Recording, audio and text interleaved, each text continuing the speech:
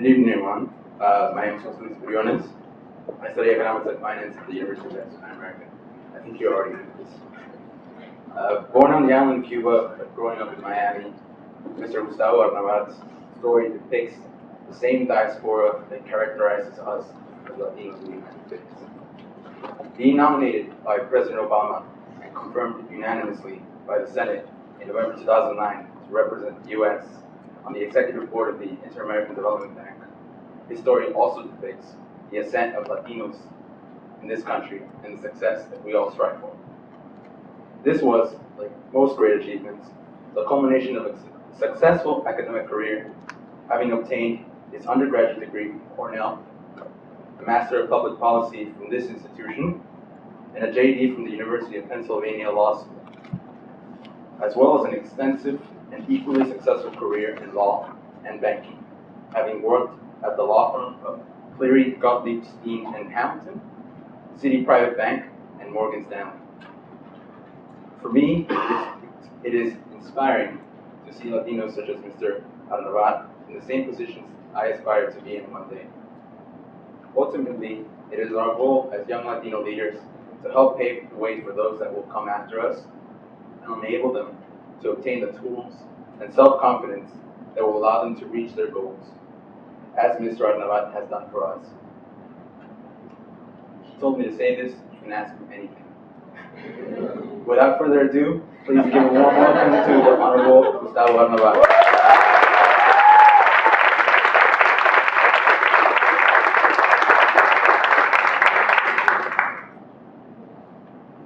Everyone hear me? Yes. Within reason, Jose. Yes. It is. I have two challenges tonight, and the first one is to finish by 7:30, so that I can get back to Washington this evening on a 9 o'clock flight. And the other challenge, I just realized, is to be able to read my notes. But I think I can do this.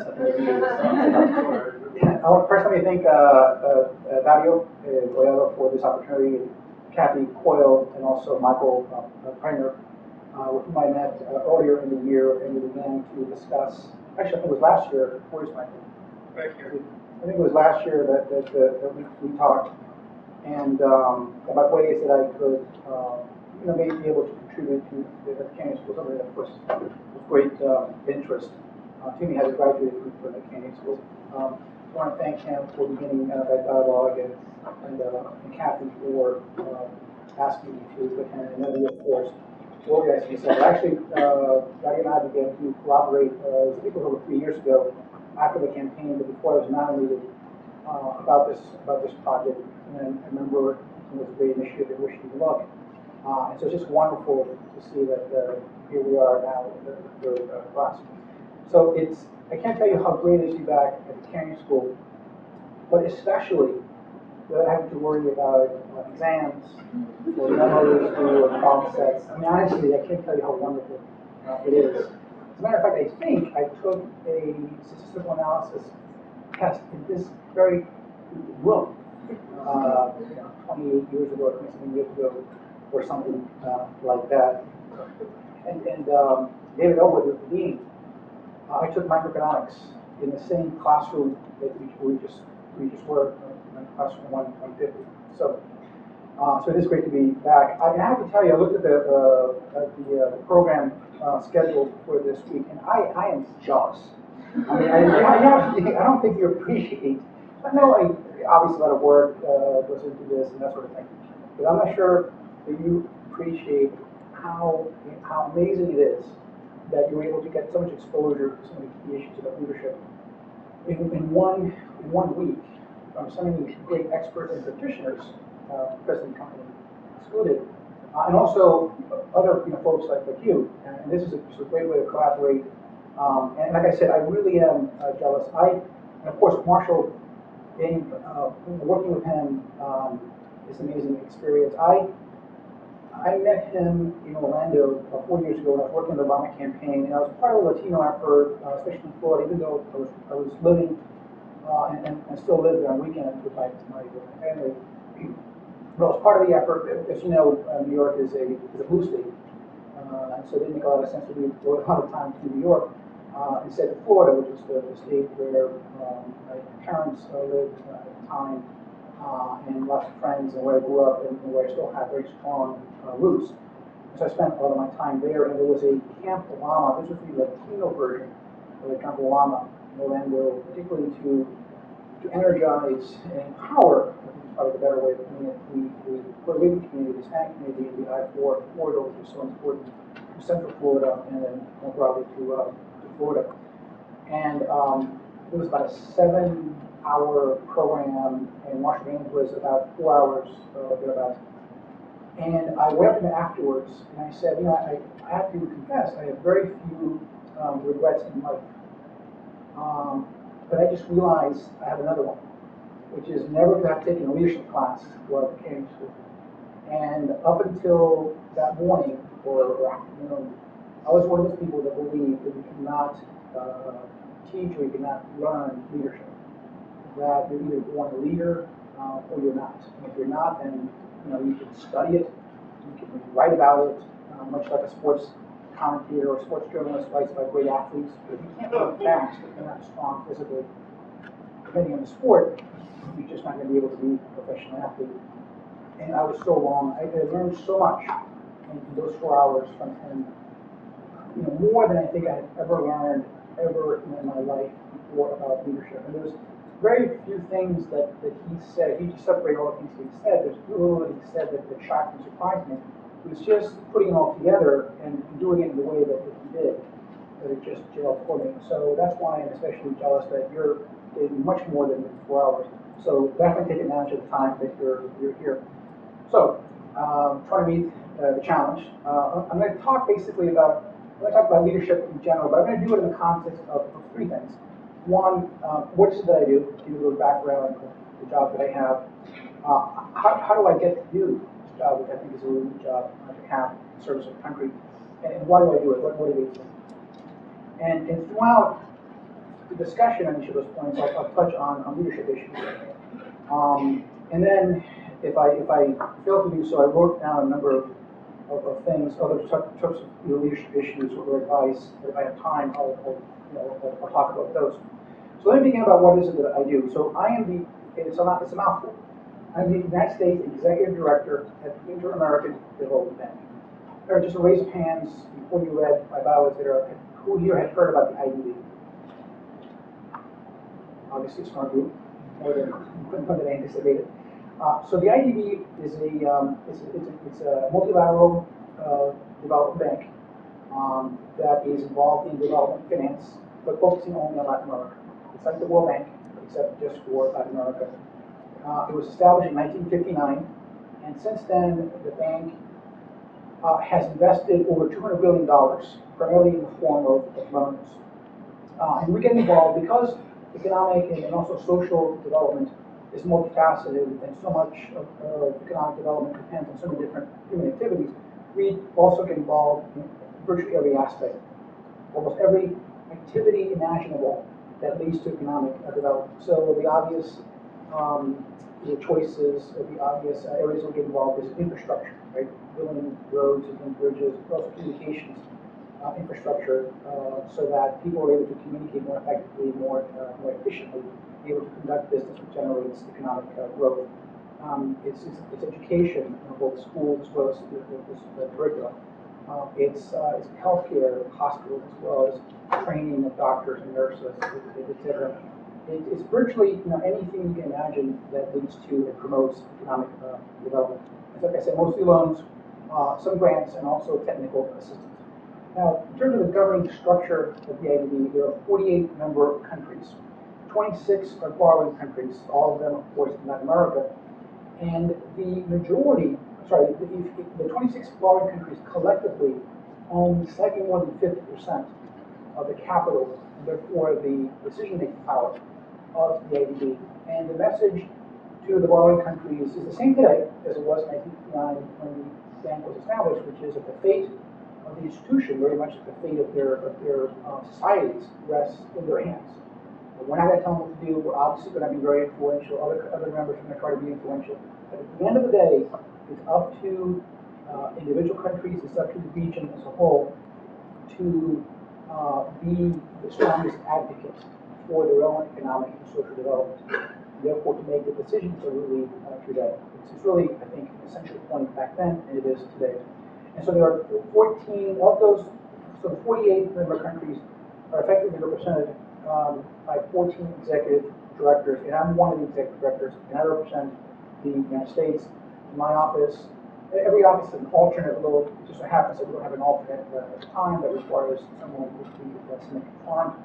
But I have counselors who advise me, and I work very closely with the U.S. Department of Treasury. The Department of Treasury is responsible for the management of the U.S. relationship with the multilateral banks, in which it's a member of, like the IFC, like the World Bank, and of course, like the ADB.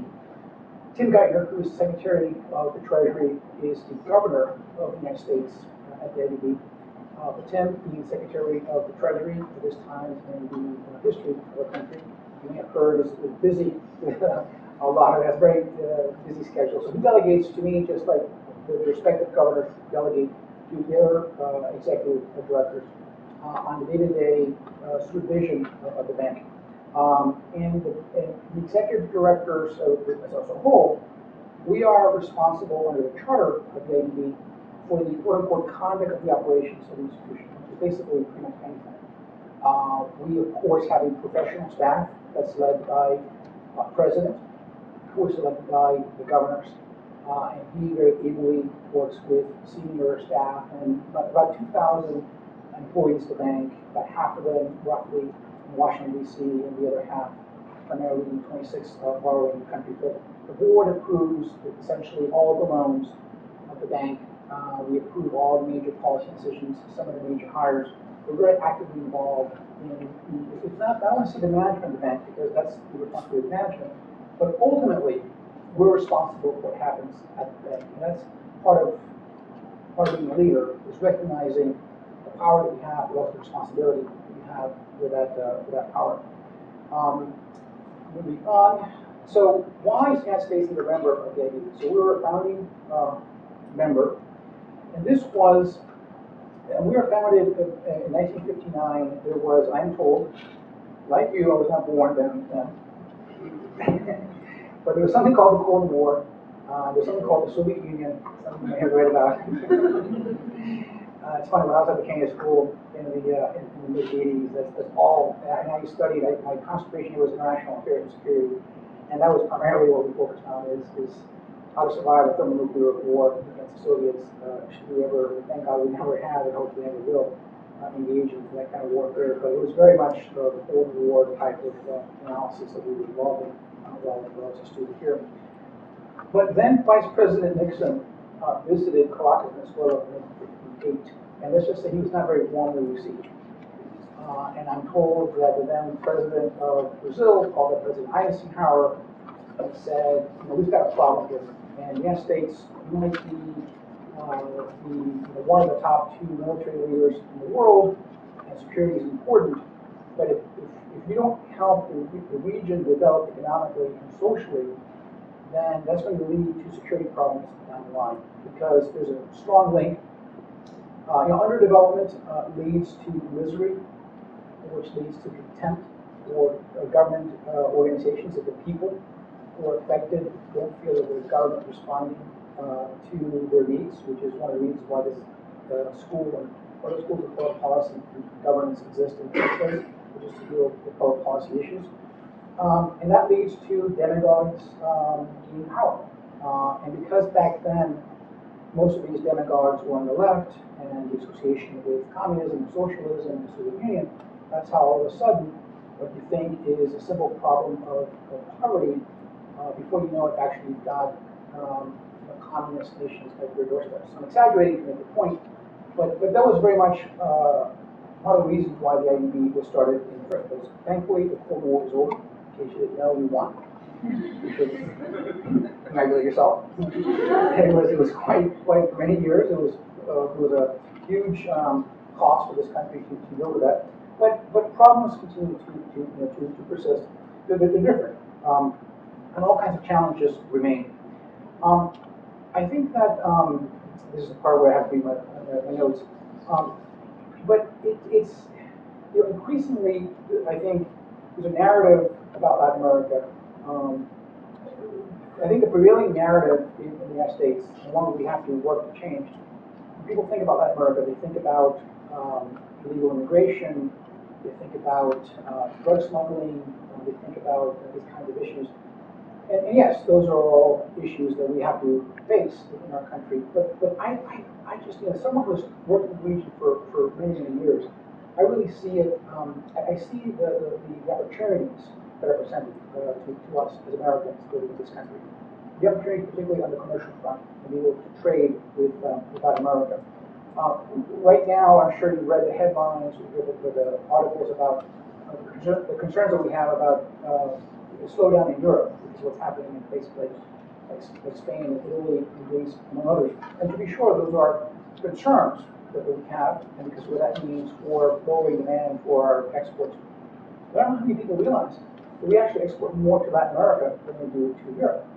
And yet, there's not a lot that's being written about that, and therefore why it's so important for the United States to be involved in Latin America.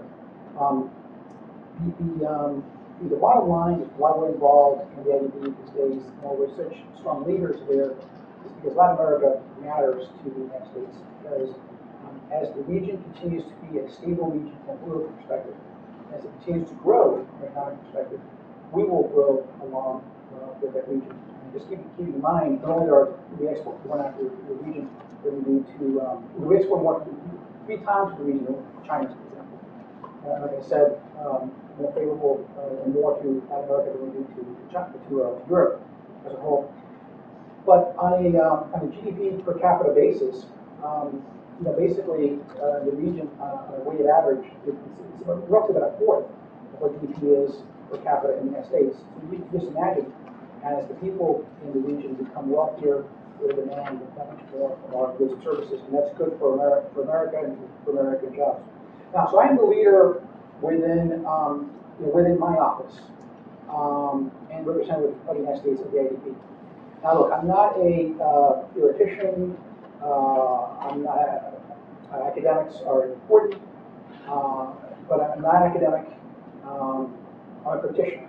Okay? And so, as I organize some of my thoughts, I did not attempt to come up with a unifying theory or leadership or anything like that. That's just not what I do. But I'll give you, I want to describe a little bit of what I do and some of the leadership lessons. But in terms of leadership, what is leadership? You boil it down to its basic, the most basic level. It's the ability to get others to do what you want. I mean, that's basically it, right? If I were to tell you, if David were to announce right now that at the end of the hallway there's a box with $100 bills, and it's there for the taking, okay? And you start running out of here, and everyone's behind you, and you get there first. You're not leaving. You just run fast, right? You have to be able to get others to do what ordinarily they may not be wanting to do, either because they don't understand that it will benefit them, or because in fact they think just the opposite, that they're mistaken. Now, sometimes you can convince someone to do something against their interest. That happens over time, but I will not get too political. Now, whether one succeeds in doing so, in getting someone to do something they wouldn't ordinarily do, will depend on a number of different factors. Now, some leadership roles or positions of authority are mandated, right? If you're a general in the military, your subordinates are required to salute all the orders with, a few exceptions. Many jobs, you're the boss, and everyone knows you're the boss. The organizational chart says you're the boss, and so therefore you have a certain authority, walking into a job or day one. Surprisingly, it doesn't necessarily mean that people actually follow, even though your job description says that they will follow or they should follow, and their job description says that they will follow. But more and more, leadership depends on your ability to persuade others. So even in those positions where you are the boss, nominally, you still have to persuade others to do what you want them to do. And you have to do so in a way, in order for that to be sustained, you have to convince them that it's in your best interest to do these things. Now, some of you are probably thinking, God, this is like some evil guy. What could he possibly be talking about? He's like, trying to get people to do things they don't want to do, etc. But in fact, most of these things you probably want to do them anyway, but it's a matter of inspiring you to do those things anyway. Leaders, and what I try to do in my office is they articulate the vision of what they want to accomplish, or an objective, but they create a culture that leads to desired outcome. And then a little bit going back to what I just said, the ability to lead is really independent of the utility of the articulated objectives, right? So that we all can, we all know some very evil people in history who are very effective at leading. Unfortunately, in most of those cases, leading their country into in a very destructive way. But nonetheless, they were effective leaders because they got people to do things that ordinarily they would not have done. So, as the representative of the United States at the ADB, I set the objectives for my office. And I do so in response to the needs of the organization. So I wear two hats at the IDB. So I'm on the board of directors, and so I have certain fiduciary responsibilities to the organization. I have to act in a way and vote in a way that's in the best interest of the organization itself, together with the other executive directors.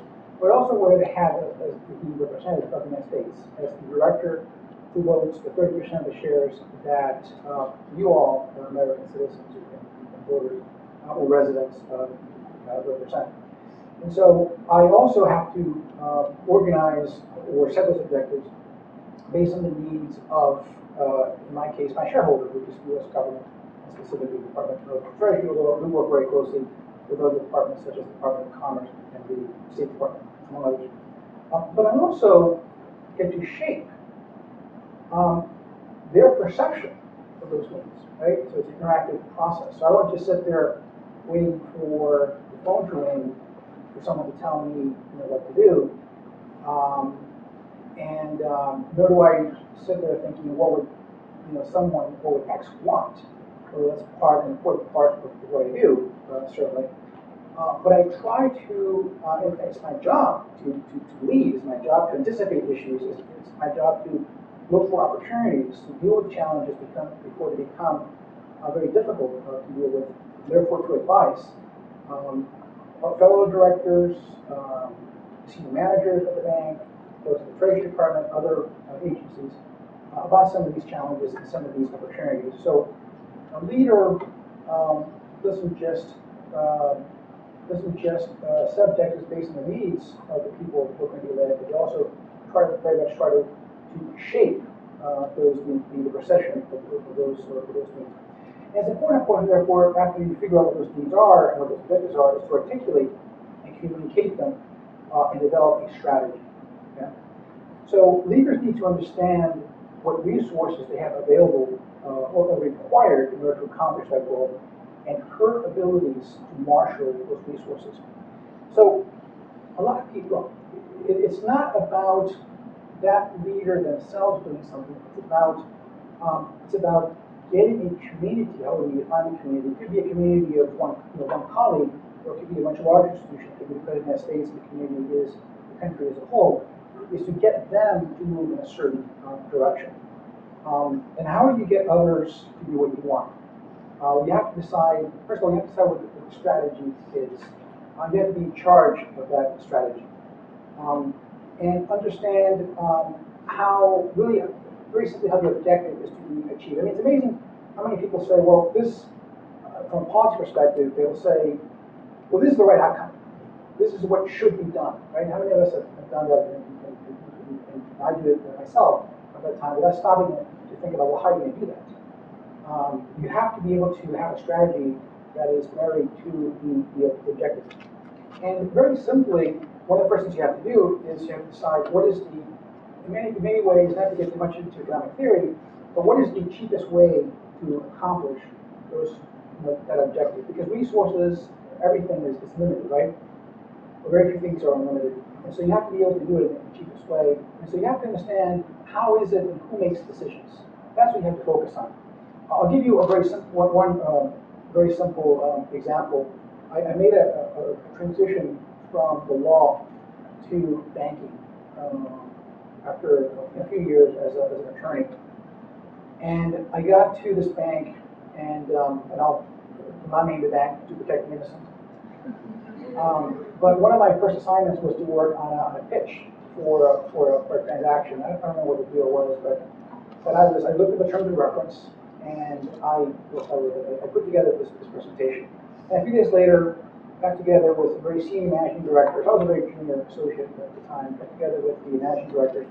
So they turned to me and they said, so what do you think? You think we have a good chance? And I said, oh, absolutely. You know, we've got, you know, just looking at our capabilities, we've done 30 of these deals in the last 5 years, and we know this market really well, et cetera, et cetera.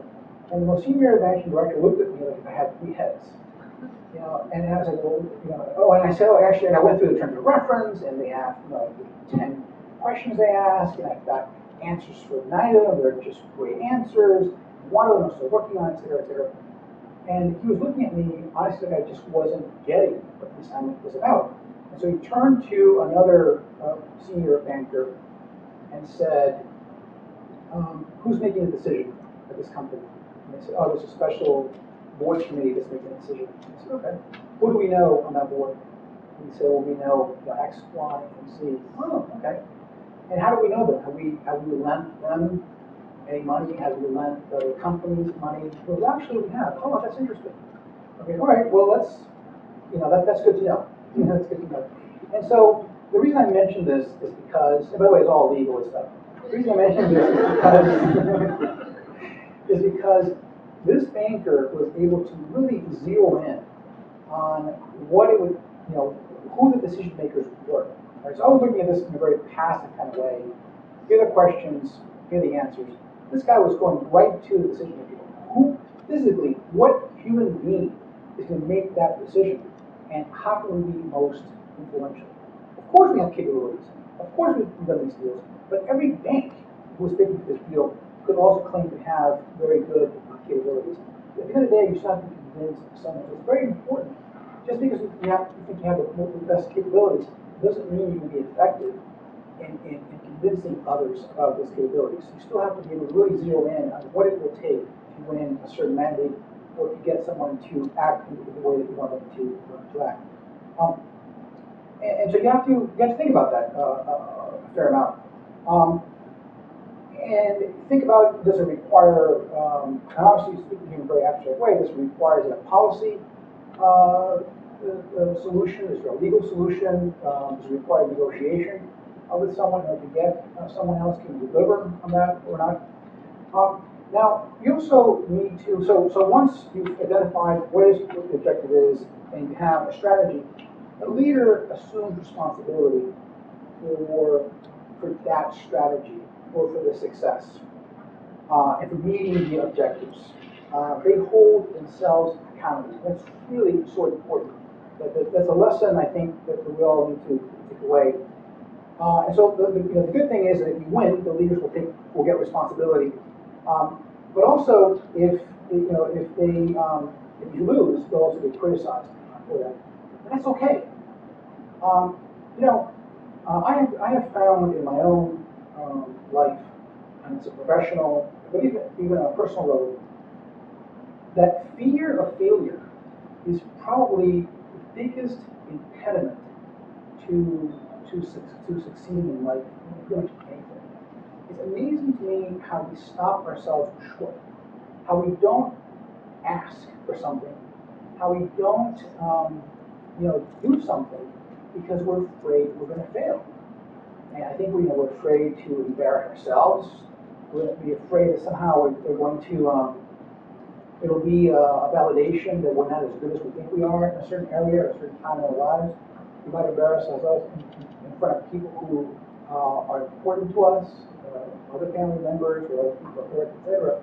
But it's a fear that we need to get over. You have to take calculated risks, but you have to take risks. There's opportunity costs whenever you don't take risks. If you live in a world with little risk, that means you're just not doing enough. Look, the way that I approach a lot of things in life, and also certainly in the business sector, is that I assume that I'm going to make mistakes, right? I mean, I just know it. I'm hardly flawless. I'm hoping that the vast majority of the decisions that I make are the right decisions, but I know they're not going to be. And I'm hoping that with preparation and other hedging strategies, if you will, whenever those mistakes occur, they're not going to be critical, right, or deadly mistakes. But if I live my life thinking, how do I avoid failure, I am not living, right? I am staying in bed pretty much 24/7. So you've got to be able to learn how to deal with fear and fear of not being able to accomplish your goals. And especially whenever you try to do whatever you do in any context, obviously want to be prepared, right? But nobody is perfectly prepared for anything in life. So if you just wait another day, if you're thinking about approaching a policymaker about something, but you're afraid, so the policymaker's going to be town next week, you're going to be town next week, God, it'd be great if I could prepare for that. But then you think, but you know what, I still have to read those 5 chapters from that book that this professor told me I should have read 10 years ago. I haven't done that yet, and until that happens, I just don't want to do that because I'm going to fail. Guys, it's amazing to me how many meetings I've been to where I know that I should be, or I could have been more prepared, and yet the kinds of questions that come up, or the kinds of questions that I thought were going to come up, where I was not going to be able to handle, etc. I mean, there weren't that many, because I think that we tend to overestimate the challenges sometimes in front of us, and ironically, the more you know about something, the more you realize how little you know. The more you get scared about how much more you have to learn to master a certain topic. And this is something that's easy to say, and it takes years of practice putting yourself in this kind of situation. But just realize that you're never going to have perfect information. You're hardly ever going to have perfect information to make a decision. But you have to make decisions because there's an opportunity cost of not making decisions. Decisions will be made for you if you don't make those decisions.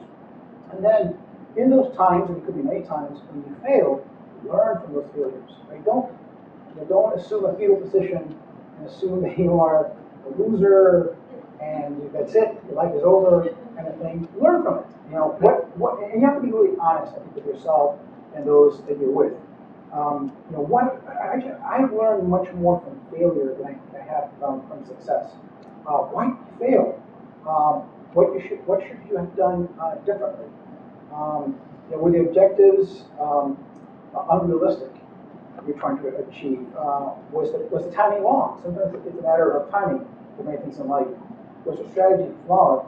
Or was it the right objective, right strategy, right timing, but the execution was just very poor? And this goes back to the point I said about leaders assume responsibility. Again, you don't have to do everything. And it's really important, by the way, to understand what the limits of your own abilities. No one can possibly do everything, right? You're running a department. You can imagine being a cabinet member with 30,000 employees. My God. How do you begin to get your arms around that? And so you have to know what you do. You might know what your chief of staff does, what your senior reporting people do. They tell you what they do, they tell you what their people do, etc. But by and large, you don't know what the vast majority of those employees do on any given day. But you set the tone, you establish the culture of that organization, you set the overall objectives, and then you assume responsibility for getting it done. The last thing you do is run away from difficult problems, is not check in to see how things, especially if they're important objectives, you don't check in to see how they're doing, and then when it's a failure, you simply blame someone else. You are ultimately responsible. Now there are exceptions, sometimes someone's out by lying to you, etc., and you would know otherwise, I suppose you could be excused. By and large, leaders assume responsibility. They ask the right questions, and if they're not getting the right answers, then they have to take appropriate steps. Whatever that means. But you have to, at the end of the day, you're going to be held responsible and accountable or how your unit, how your agency, how your company, what the results are for that organization. One of the things I find useful, although I don't have a lot of time to read except other than from work, are biographies or programs that biographical in nature. I was just with my wife and my kids in London recently. We went to the Churchill War Room, which is where Churchill spent a lot of time when London was being bombed by the Germans. And so you get to see the room itself, and there's a lot of biographical information about Churchill. And I think most of you, certainly my impression was that Mr. Churchill was a guy who just was always successful in life, and one of the greatest statesmen ever, helped save the world from Nazism, fascism, etc. And yet, what you walk away from is, here's a guy who had a lot of issues, and had a lot of problems, and had a lot of setbacks throughout his entire life. And a lesser man, a lesser person would have just stopped upon encountering any one of those challenges and said, I'm going home. This is not me. But he didn't. He kept going. And the reason I think that's useful is because you read about people like that, and whenever you have any kind of setback, you just say, my goodness, I'm just so lucky by comparison.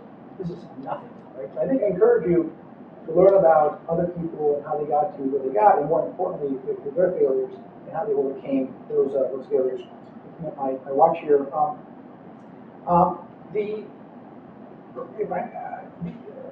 I can't really underestimate the value of communications and selling. Substance, of course, is critical. There's no question about that. But you also have to be able to sell your ideas. Okay? You can be the smartest person in the world. You can have the policy or the business solution to solve whatever problem. But if you can't convince others that that's the right solution, it's just, you might as well not have come up with the idea in the first place. And you have to sell yourself all the time. Most obviously to clients, you're trying to get, to pay you for your services, but also, your boss. You have to sell your boss on a raise, allowing you to work on one project, on giving you an extension on a project. You're constantly selling to everyone, your colleagues at work, your friends, your family sometimes. I can't get my kids sometimes to do fun things that I used to do as a kid. That's what happens when I grew up with like 3 or 4 channels. You grew up with 500 channels, so the incentive to stay home and watch TV is a lot greater than when I was a kid. But you have to constantly sell. You have to also sell yourself, right? You wake up sometimes and you're thinking, oh my goodness, do I have the energy to do this? And you really have to convince yourself. You have to sell it to yourself. So you're always, you should always be trying to be, selling your ideas. And again, I don't mean that in a negative way. The question is, do you want to achieve your goals or not? And if you do, then you have to think about how are you persuasive? How do you get people to buy into? And that's, I think that's the word is used for a reason. Buy into those ideas because you're selling those ideas. Now, how do I get to do what I do? So, I've always been interested in Latin America, and I developed over time, working 20 years on Wall Street as a banker and as a lawyer, a specialty in finance, especially working with countries in Latin America. And I've always had a deep desire to serve this country and do so for the right person and at the right time. I was born in Cuba. I spent my early formative years there, and I left Cuba when I was 6. Came to the United States after a year in Mexico. Came to the United States and grew up in Miami.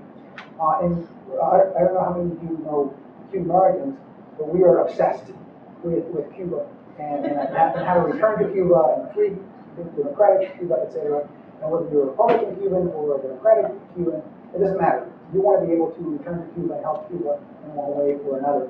And almost every conversation I had in growing up in Hialeah, Florida, which is the epicenter of Cubanness in the United States, was about Cuba, right? I mean, you turn on the radio at 5:30, 6 a.m. for breakfast, and it's about Cuba, and everything is about Cuba. So I grew up in a household where discussions about United States politics in Cuba were very much part of the conversation, and the broader engagement of the United States with the Soviet Union, again, because of the Cold War, So for me, it's just very natural to think in terms of Latin America and U.S. foreign policy towards Latin America and the rest of the world. I had an opportunity when I was going to be a graduate at Cornell University to learn about this program that if I was fortunate enough to be accepted, would finance my education in a public policy school. And that's what I did. I came here to the Kennedy School. And it was a great opportunity for me to dive a little deeper into international affairs, an area, again, is of great interest to me, and kept me from going to law school right away. I was also fortunate when I was at the Kennedy School, because of the strength of the school, to be selected as what was back then called the Presidential Management Internship. It's now called the Presidential Management Fellowship. And I spent a couple years in Washington, first at the Drug Enforcement Administration, working as a special assistant to Jack Long, who was the administrator at the time of the DEA. Then I went on to the State Department, and then I finished up at the National Security Council, working for Colin Powell, who at the time was the head of the NSC, and I was the Latin American analyst working at the White House. It was just a phenomenal opportunity for a 24, 25-year-old to go into the West Wing of the White House every day and to work with really the sharpest minds in national security in this country, to have these discussions, and on top of it all, to actually get paid to be here and to participate in that effort. And I'll give you one example of how important that was in terms of the role models. So Colin Powell is someone for whom I have tremendous respect. I remember my first week there, we had a staff meeting, I think it was on a Wednesday afternoon, if I remember correctly. And so you had, General Powell came in, and there was a long conference table. He sat at the head of the table, and each of the heads of his group, the geographic groups or the functional groups, reported to him or around that table.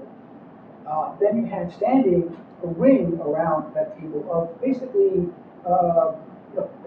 PhDs. These were experts who knew their areas really well. And then you had a third ring hugging the wall of scrubs, like myself, who kept pinching ourselves because we couldn't believe we were actually there, right? And so Powell came in and talked about he had just met with then President Reagan, talked about what was on the president's mind, what are the kinds of issues at his phone, etc. Then went around the table, asking everyone to discuss their areas of interest, what's happening in the world, their area, etc. And they have to take another 20 minutes, 25 minutes or so.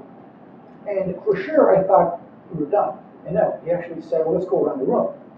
And went around the second row of the world policy experts, if you will, of course, the field, many of the world policy experts as well. And then most of them had something to say. And then he went to the third group, including myself. Now, most of us were smart enough not to open our mouths. But this was an experience that I thought about afterwards, even years afterwards. Like, why would Colin Powell, one of the most important and certainly busiest people in the world, take an extra 20, 25 minutes of his time to go around the room and get everyone's perspective? Like, why would he do that? And it occurred to me, I never spoke with him about it, but it occurred to me that, for a couple of reasons. One of them is that you never know where you're going to get good ideas from. And a lot of the younger people, in particular, were people who had just gotten there. They were not part of, entrenched part of bureaucracies. They were not thinking in terms of silos. Okay, I can only present this view because this view is good for my agency or my department vis-a-vis a potential rival organization. They were just not, they were still young and naive. And so therefore they could really talk about in a very honest fashion about how they felt. But also I think it was because I recognize that if people believe that their views are important, they're going to work that much harder, right? Because if you know that you're going to be on call, if you know you have an opportunity to actually help shape this policy for a particular region of the world, or particular functional area, you're going to take your job that much more seriously. And it's going to mean that much more. Therefore, you're going to get that much more out of your workforce. And so as a leader, I think you realize that one of the ways to motivate people is to have them feel that they're part of that process. That their job there isn't just to try out meaningless memos, but rather memos that have words that reflect concepts and thinking that could actually influence policy. And so that was an important lesson for me as well. Let me move on because I know we're getting a little short on time. Let me see.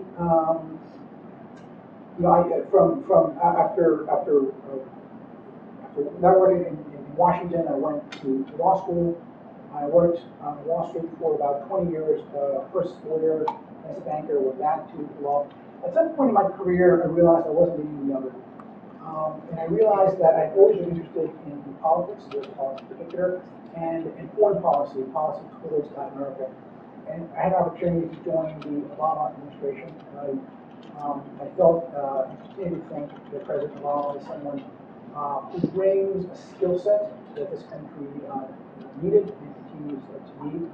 Someone who really wants to think about the right solution, not necessarily the conservative or liberal solution, but one that is very focused on meeting the objectives that we're trying to meet. And I thought I could bring something to the table.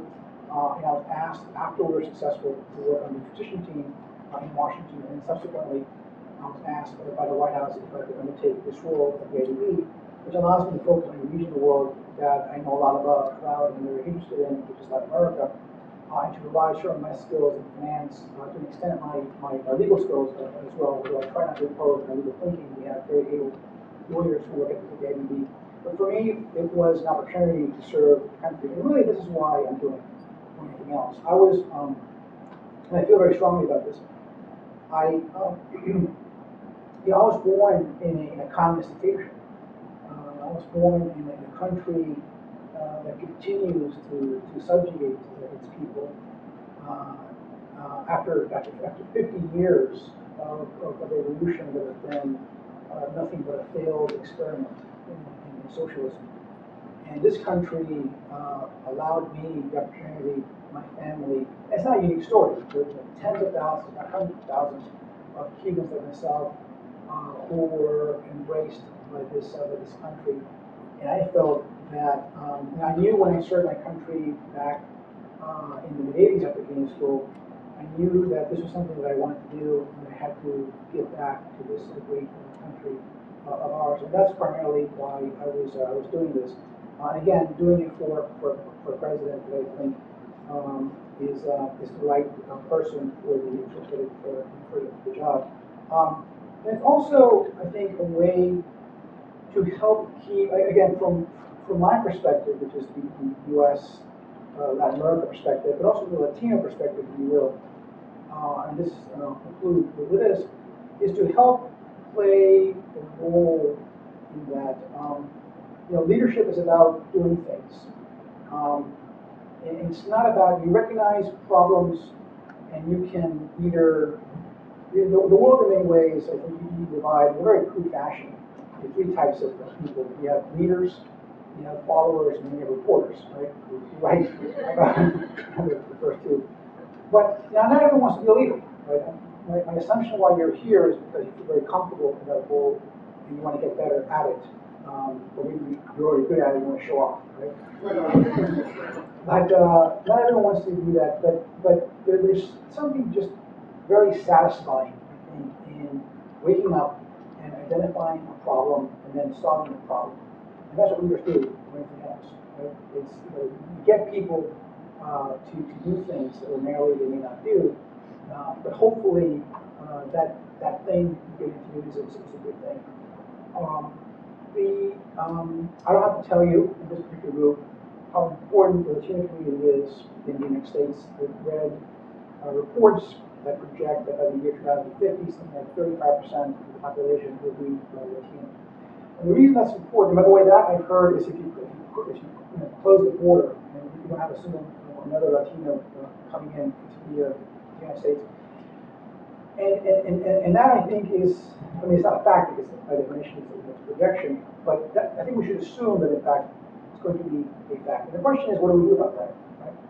Do we as a country embrace that group and try to educate them and give them the right skill set in order to compete in the world, or do we not? Do we make them feel like second-class citizens, that we should be able to be here, that we should be grateful, that we allow them to stay, etc., with, I think, deleterious consequences. I think it's a no-brainer that we should do.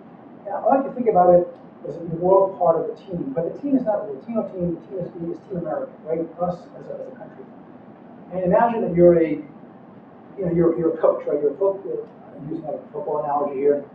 So you're a football coach, and you're plugged away from wherever you're teaching, you're coaching, and you've got this new coaching assignment, but you got there because you were enamored with the money and the city or whatever, and you didn't really realize who your team was. And then you take a look at the roster and you're like, oh my God, this is 35% of this team can't run. Or they can run maybe a quarter mile and they fall, right? The quarterback can't throw the ball, etc. It's like, what do? You know, you don't give up. You say, okay, well, this is the team I have. This is the team who want to be in a position to win. And so you've got to work with that team as it is in order to improve the skill set of that team, so that in a month or 2 months, whenever the teams become other teams, we're in a position to win. And so it's important that we do that, because if we're able to do this successfully, and then I'll just back up a second. We're running out of time. Okay, just one last thing. It's don't wait for others, right? To recognize your talent, and to appoint you. This is about you identifying for others what you can do, and again, selling yourself to others about what you can do. It's really critically important that you do that and you not wait for others. If you think about this at the individual level, then it will work out at the community level. If you win as individuals, the Latino community will win as individuals, and if the Latino community wins, our country as a whole will win, and moving forward to the rest of the country. Thank you, and happy birthday.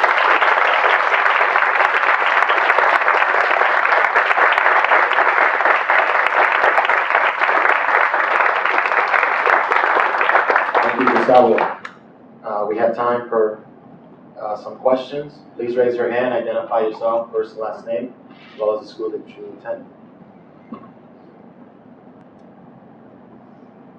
Well, I mean, you already know me, Gustavo Arnavat from UTPA.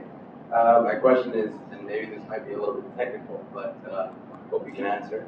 How do you think the IDB can help promote infrastructure development investing on behalf of households in Latin America as the region, first the continent develops and households save? You say households, you mean households where in the United States? No, in Latin America. Well, that's what we do, right? Infrastructure in particular is a major part of what we do, because it promotes, is a really essential part of economic development. I mean, roads from factories to port facilities, for ships to go out and come in, etc. And so I'm trying to understand the relationship between the households. You're saying because of the demand and the income?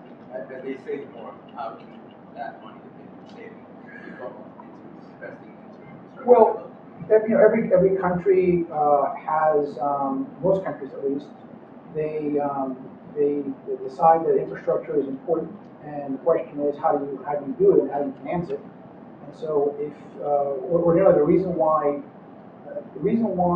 countries, whether it's Latin America or it's in Europe or it's the United States itself, need to seek funds outside of our countries, because we don't have sufficient funds, right? Which is why we have people who lend to us the money in order to accomplish what it is that we have to do. If we print the money, that's going to have an inflationary effect on our country, and so that's why we don't want to do that. And so, as the countries develop economically and they have more wealth domestically, they will, by definition, have to rely less and less on foreign sources of capital. Instead, they'll be able to finance those activities internally. And because you have, I don't want to get too complicated, because there'll be more, more supply of funds locally, then by definition, the cost of the financing will be lower. So we'll be able to have more financing take place. This is supply and demand of money, less supply and demand of any other product. So as these households have more disposable income, there'll be more investment locally. Thank you, Jose Luis. Next question. Good evening. Thank you so much for coming and speaking to us. And I'm actually from Miami as well. I'm a 2011 alum of the LLI, coming back as a resident assistant. But my question to you is, my name is Jessica Hirano from Miami College. So the question to you is, coming from Miami, how do we keep our talent to stay in Miami and to grow it, to nurture it, and make it a better city? We don't have a lot of problems with infrastructure, particularly the transportation system. the educational system. How do we keep that talent there? What are your thoughts on that? That's a great question. I was, some weeks ago, I got together with some friends, most of them were from Miami and they're in Washington, and most of them were sitting around, expressing their concerns about Miami in particular, and how the opportunities were greater outside, and it goes a little bit back to what I said earlier about don't sit around waiting for others to give you a solution. You've got to take risks, and sometimes you may have a more attractive opportunity in the immediate future, working in, you travel so much, sometimes I forget what city I'm in. So if you're in Boston or in Washington or New York, wherever it is, but there's something you want to do in a place like Miami, but it's a calculated risk you have to take, and that's up to you to take that risk. But no one's going to come to you, knock on the door, and say, by the way, here's a turnkey operation where we're going to pay you all this money to try this business, and if you fail, we'll pay you even more money to keep you back where you did before with a promotion. And that's just not going to happen, right? But it's a matter of taking risks. And that's what, going back to what I said earlier, is that sometimes you have to take those risks to do it. There is no, Miami, sort of conference of citizens that gets together from time to time to talk about ways to improve Miami. There are citizen organizations, as the Beacon Council, for example, which I know does very good work on a non-partisan, bipartisan basis. Other groups like that. I grew up in Miami in the late 70s. And it's amazing to me how much Miami has grown since then. Miami doesn't resemble today what it did 30 years ago or more, actually much more.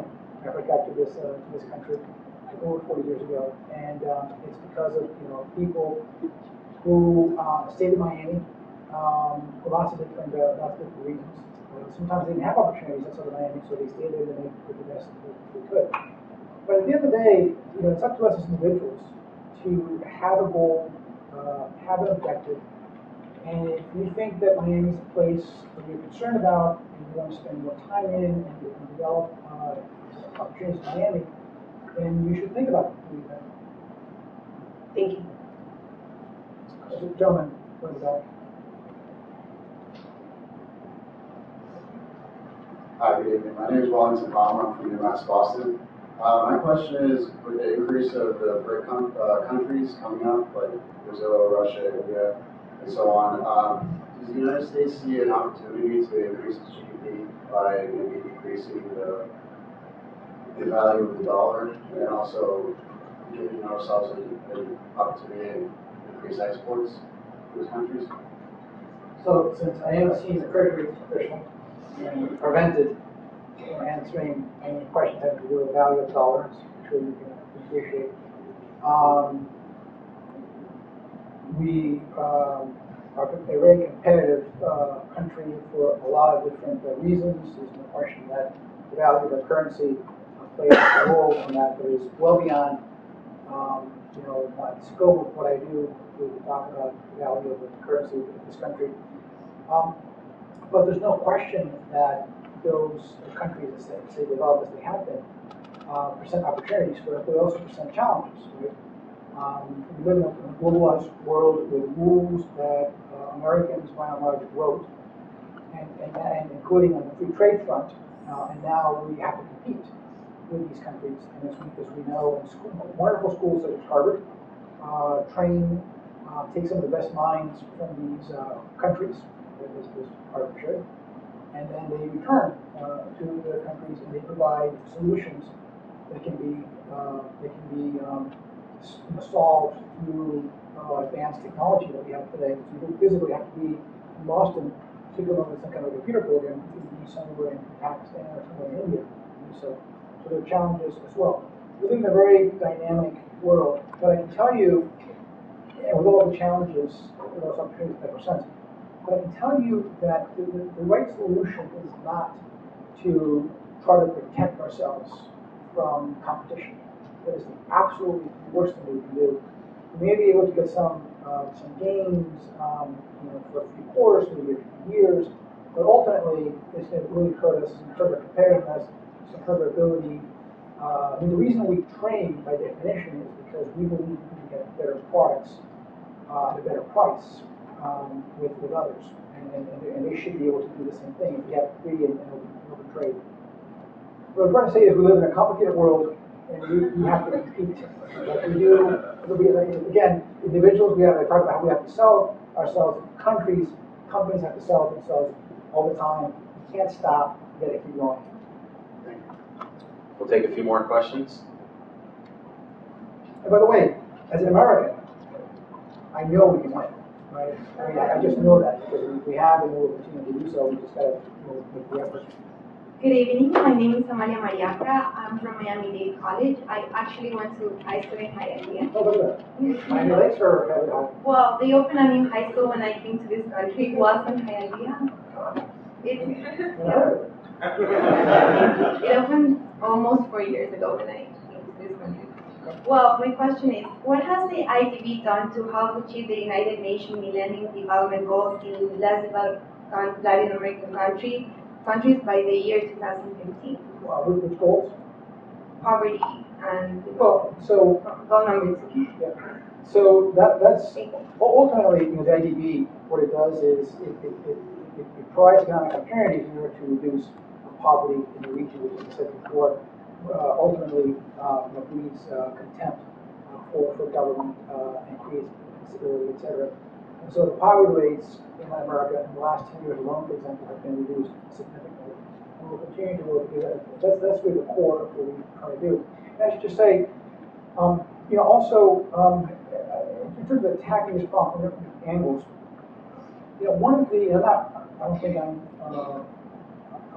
said anything to this group that you don't really know. I'm convinced that the single biggest, at the national level, the single biggest impediment to economic growth is gender discrimination. Okay? Because if you think about it, unless you think that women are less capable than men, okay? Show of hands who believe that, okay? Unless you believe that, right, then the way that we allocate resources in society discriminates on a gender basis. This is sort of crazy and sort of irrational. Right? So I often tell people, especially groups of men in corporate rooms, I say, imagine a world, you just have to work with me on this hypothetical. Imagine a world where there are only men. Okay? Only men. Forget how we got there. And there's a governing authority that everyone respects, we have to respect, and the governing authority says, we're going to randomly assign all the men a number. It's going to be either a 1 or a 2. Right? So, again, on a random basis, it's not random, this example doesn't work. On a random basis, we have half men, they're number 1, and then half men, number 2. The next day, this governing authority says, okay, by the way, this is what this means. If you're number 1, you're going to be the leaders. You're going to be the ones who can make tough decisions, you're going to have all the great jobs, etc. If you're number 2, you're going to service, provide service, you're going to support number 1s. You don't care. That's the way it just happens. Now, a lot of men, when they hear this, they say, that's so unfair. Yeah, it is unfair, but that's besides the point. Okay? The point is, it's also highly inefficient in the way that the resources are distributed in society and decisions are made. Because I assure you, again, by definition, there are going to be lots of 1s who are not going to have a slightest idea of what they're doing. And there can be a lot of 2s who are totally, whose talents are totally underutilized, right? And so the same thing happens in any country, whether it's Bangladesh, or China, or the United States, or Germany, any country has that kind of discrimination. So that's also one of the things that we've been working on, and we've been very focused on at the ADB, is working with communities throughout countries throughout Latin America to focus on gender discrimination. One more question. To be respectful of Gustavo's time since he has to catch a flight back to Washington, D.C. Daniel, you're... Take it going. Hi, how you doing? My name is Daniel Echeverry. I'm from Loyola Marymount University. First, thank you so much for coming here this week to us. I have a question. I may not have understood the analogy of the football team too well, but you seem to say that 35% of the roster, like, to consider that they're not able to walk. Now, in my personal opinion, Latinos can not only walk, but we can run. We may not run America, but we make America run. So I wanted you to to maybe explain to me this analogy. Maybe I misunderstood it. Thank you. And so, absolutely. And so, but we also know that Latinos are, by comparison to the rest of the population, are less educated, don't have as many skills as the rest of the population. And it's just a fact, right? And there's lots of different reasons to explain it. It's nothing to do with our innate abilities as human beings, just because of social economic reasons. Many people coming over from other countries, not speaking the language. That's why a third generation Latino will be more successful than a first generation Latino, etc. So it was a crude analogy to prove the point that, given that reality, is that, again, a coach is given that team, and the coach has to decide: are you going to look at that 35%, maybe he's not right now playing as well as the other 65%, and say, well, I'm just not going to forget you guys. I'm just not going to worry about you. You guys should have, on your own, you should have, I don't know, you should have practiced harder or whatever, or you're just not. I'm just not going to play you. And of course, if you do that, you're going to lose, right? Because you need everybody to play on that team. And so you work with that 35% to make sure, give them the same opportunities, to give them the right equipment so that they're killed in practice and that they're killed when they play. And these are analogies, I mean, right? You got to work with me. But the idea is that we have to make a decision, right? Do we look at these numbers and these Latinos who are here and will continue to be here, and do we say, well, if they really want it, they have to get it on their own. But in the meantime, it's too bad if they're not documented. We're going to send them back. We don't care if they're when they're 5 years old and they're not 25. And that's just too bad. It's the parents. We're going to punish them because we're also going to punish the parents. I mean, that's just a rational way of thinking. Or do you say, okay, wait a minute, time out. Okay, in an ideal world, everyone would have gotten a visa to come over, and they would have come over and they would have done all this association and all stuff. But it didn't happen that way, right? So what do you do with this population that's here? I think you also don't want to encourage illegal immigration. And obviously this is a very difficult choice, which right now this country is very much involved in. But you want to be able to make the most out of, and what I'm trying to say is, this is going to be the team. So you want to be able to utilize the team as best as possible. And that means making investments in that team. If you have a star, athlete, you're not going to need to spend as much money in training that athlete than you do someone who's just not quite there yet. That's what I meant by that. I know we're good. Thanks.